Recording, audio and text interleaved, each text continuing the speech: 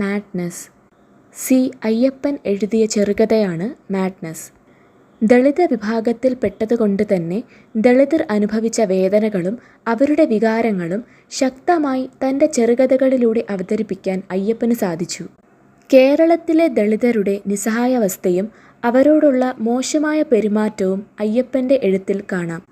ഭ്രാന്തിൻ്റെയും വേട്ടയാടപ്പെടുന്നതിൻ്റെയും ചിത്രങ്ങളിലൂടെ അദ്ദേഹം ദളിതരുടെ സങ്കടത്തിന് ശബ്ദം നൽകുന്നു.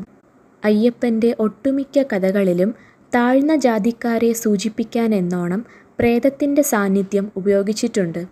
ദളിതർക്കിടയിലെ വേർതിരിവിനെക്കുറിച്ചു പറയുന്ന കഥയാണ് മാഡ്നസ്. രക്തബന്ധത്തേക്കാൾ നിറത്തിനും പണത്തിനും വില കൊടുക്കുന്നവരെക്കുറിച്ചും കഥയിൽ പറയുന്നു. ഒരു ദളിതൻ എന്ന നിലയിൽ നേരിടേണ്ടി വന്ന അപമാനങ്ങളെയും ദുരനുഭവങ്ങളെയും കളിയാക്കലുകളെയും മറികടന്ന് കഠിനാധ്വാനത്തിലൂടെ ജീവിതത്തിൽ മുന്നേറി വരുന്നു. അങ്ങനെ മുന്നേറി വന്നൊരാൾ സ്വന്തം വിഭാഗത്തിൽപ്പെട്ടവരെയും സ്വന്തം ജാതിയെയും പുച്ഛത്തോടെയും നാണക്കേടോടുകൂടെയും നോക്കിക്കാണുന്ന ദുരവസ്ഥയാണ് കഥയിൽ പറയുന്നത്. ഇതേ മനോഭാവമാണ് കഥയിലെ കഥാപാത്രമായ കൃഷ്ണൻകുട്ടിക്ക്. അഭിരാമി ശ്രീറാമാണ് ഈ കഥ ഇംഗ്ലീഷിലേക്ക് വിവർത്തനം ചെയ്തത്. നമുക്കിനി കഥയുടെ സാരാംശമൊന്ന് മനസ്സിലാക്കാം. കൃഷ്ണൻകുട്ടിയുടെ സഹോദരിക്ക് മാനസിക രോഗമാണ്. സ്വന്തം നാട്ടിൽ നിന്നും മാറി പട്ടണത്തിലാണ് കൃഷ്ണൻകുട്ടി താമസിക്കുന്നത്. ഒരു ദിവസം കൃഷ്ണൻകുട്ടിയെ അന്വേഷിച്ച് നാട്ടീന്ന് ഒരു സുഹൃത്തെത്തി.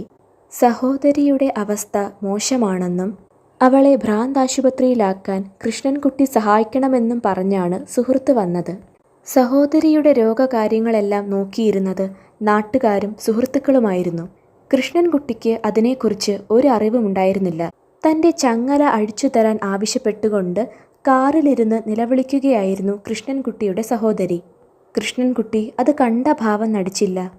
സഹോദരിയെ ഭ്രാന്താശുപത്രിയിലാക്കാൻ സഹായിക്കണമെന്ന് സുഹൃത്ത് പറഞ്ഞപ്പോൾ തൻ്റെ സഹോദരിക്ക് ഭ്രാന്താണെന്ന് മേൽജാതിയിൽപ്പെട്ട അയൽക്കാരറിഞ്ഞാൽ തനിക്ക് നാണക്കേടാണെന്ന് കൃഷ്ണൻകുട്ടി പറഞ്ഞു.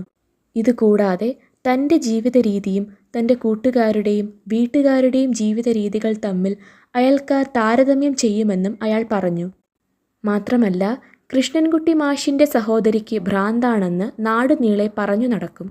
അയാൾ സഹായം നിഷേധിച്ചതിൻ്റെ മറ്റൊരു കാരണം അയാളുടെ ഭാര്യയും മകളുമാണ്. കൃഷ്ണൻകുട്ടിയുടെ ഭാര്യയ്ക്ക് അയാളുടെ ബന്ധുക്കളെ വെറുപ്പാണ്. സംസ്കാരമില്ലാത്ത ബന്ധുക്കളെ പുച്ഛത്തോടെയാണ് അവർ നോക്കിക്കാണുന്നത്. രൂപത്തിലും സ്വഭാവത്തിലും തൻ്റെ ഭാര്യയുടെ തനി പകർപ്പാണ് മകളെന്ന് കൃഷ്ണൻകുട്ടി പറഞ്ഞു. അമ്മയും മകളും വെളുത്ത നിറക്കാരായതുകൊണ്ട് തന്നെ കറുത്ത നിറക്കാരെ അവർക്കിഷ്ടമല്ല. ഇതുകൂടാതെ ആ വീട്ടിൽ അയാളുടെ അമ്മയ്ക്കുണ്ടായ ഒരു ദുരനുഭവത്തെക്കുറിച്ചും അയാൾ പറഞ്ഞു. കുറേ വർഷങ്ങൾക്ക് മുൻപ്, അന്ന് അയാളുടെ മകൾക്ക് 6 വയസ്സ്. തൻ്റെ മകളെ കാണാൻ കൃഷ്ണൻകുട്ടിയുടെ അമ്മ നാട്ടിൽ നിന്ന് വന്നു. കൊച്ചുമകൾക്ക് വേണ്ടി പപ്പടവടയുമായിട്ടാണ് ആ അമ്മ വന്നത്.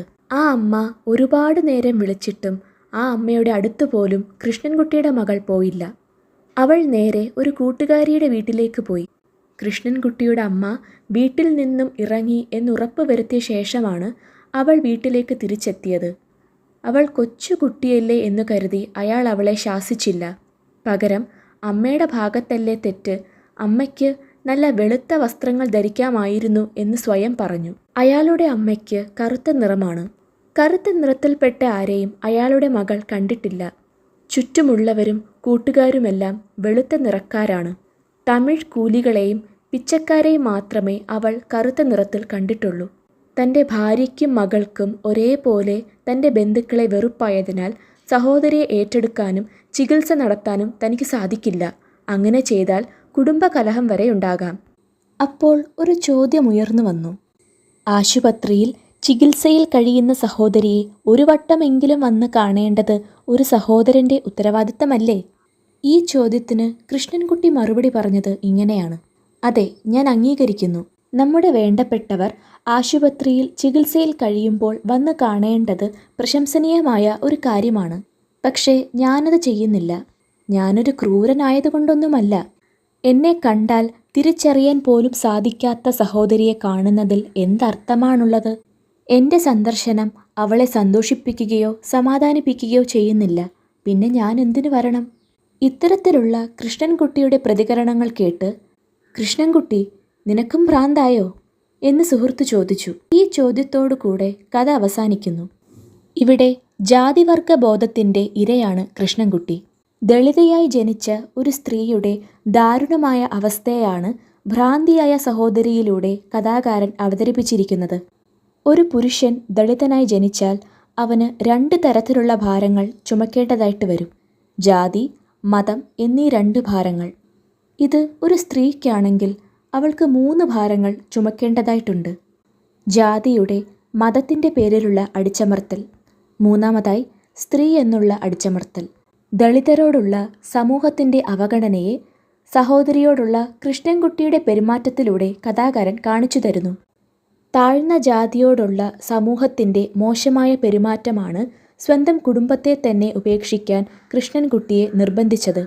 നഷ്ടം, സഹനം, ദേഷ്യം, സ്വന്തം വ്യക്തിത്വത്തിനു വേണ്ടിയുള്ള ദളിതരുടെ തിരച്ചിൽ എന്നീ വിഷയങ്ങളുടെ അടിസ്ഥാനത്തിലാണ് ഈ കഥ എഴുതിയിട്ടുള്ളത്.